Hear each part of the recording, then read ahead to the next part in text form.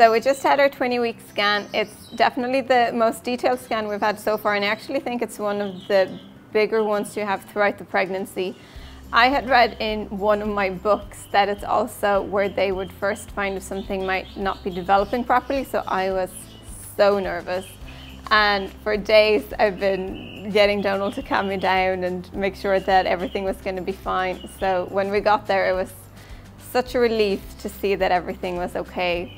We went into the ultrasound room first, and the lady in there is so lovely, and she kind of guided us through the whole body from head to toe, showing us fingers and feet and the heart and lungs and everything, and it was amazing to be able to see the whole baby in such detail and, you know, making sure that everything's developing as it should. It was such a relief, and I think we both kind of took a deep breath afterwards and just went, we can relax a little bit now. So after the ultrasound, we met with the doctor. She's the doctor that we found when we first found out I was pregnant. I love her. She's very much like me, straight to the point, facts and figures, which I prefer. And again, she confirmed that everything looked good. We always have a good laugh with her, and I feel very comfortable and safe around her. So it's nice hearing it from her, and especially now with the traveling coming up, it was good to kind of get the go-ahead, I suppose, that everything's okay. So with that weight off our shoulders, I brought Donal baby shopping. I wanted to look at some strollers and equipment before we went over to Europe to see what they have there. And I'm not sure he's taking it seriously just yet. He was trying on the baby bump in the maternity shop. He couldn't get the stroller to fold back up when we were in looking at the strollers, which I couldn't either, to be honest, so I think we both have to practice on that one. But it's definitely starting to feel real with the scan done, starting to look at the equipment. We're getting there slowly but surely. So we're trying to not get too many unnecessary baby stuff from the very beginning and more pick it up as we go and figure out what we actually need. I would love to hear from you guys if you have any top tips. I think obviously we're looking for a stroller and car seat, somewhere for baby to sleep and change the nappies, maybe a sling, you know, a few different things. But basically we're trying to keep it as simple as possible. I have been trying to stay away from Google throughout this whole pregnancy because I feel like it kind of scares me more than helps me. So I've been picking up quite a few books that I would love to share. So the first one is the Mama Natural Pregnancy and Childbirth book. She's actually another YouTuber. I didn't realize that at the time, but I picked it up because I'm trying to do the pregnancy and hopefully the birth as natural as possible. It walks me through week by week what to expect from the baby or what I'm expecting to feel. It has a few great little recipes if you have heartburn or if you need to do stretches. There's also really fun facts and myths, and it's clarifying a lot in this book, and I feel like this is definitely my go-to.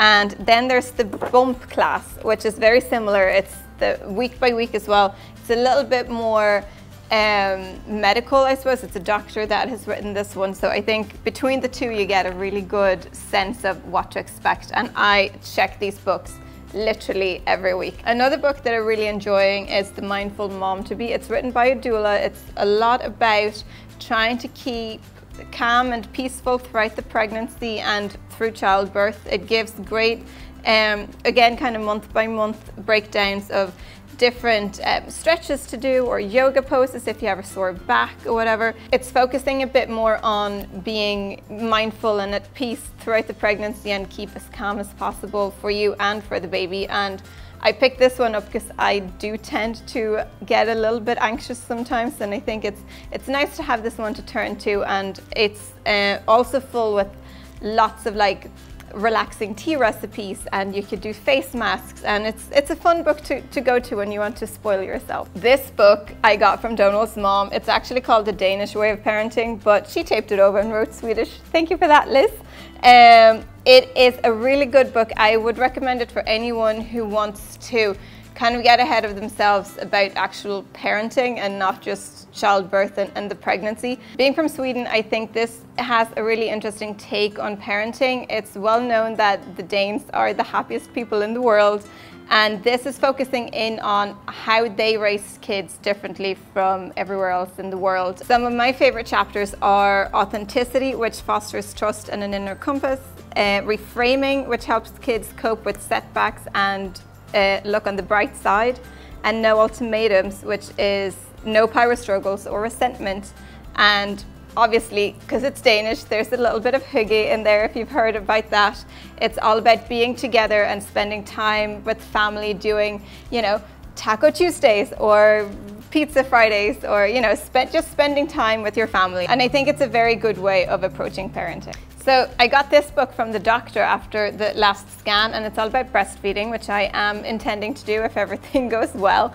Like I said, I haven't read it yet, but if you guys have any books of breastfeeding that you think I should read, let me know. I would love to pick them up. The last book I have is a really fun little one called Parent Hacks. You're not going to get any facts and figures out of this, but it's a really fun read. I'm going to read on the back here, and it says, for example, write your phone number on your kid's belly, strap ankle weights to a lightweight stroller to keep it from tipping, line your car cup holders with cupcake liners, use adhesive bandages to baby-proof hotel room outlets. There's loads of cool little ones. There was one saying, put the ketchup on the bottom of the hot dog so it doesn't fall off, for example. I don't know, I think it's a fun one to read, and I think we're actually going to get quite a lot of use out of this one. Okay, that's it. Donal's back with more recipes this week. If you have any more tips, I'd love to hear about them, and I'll see you guys soon. Bye.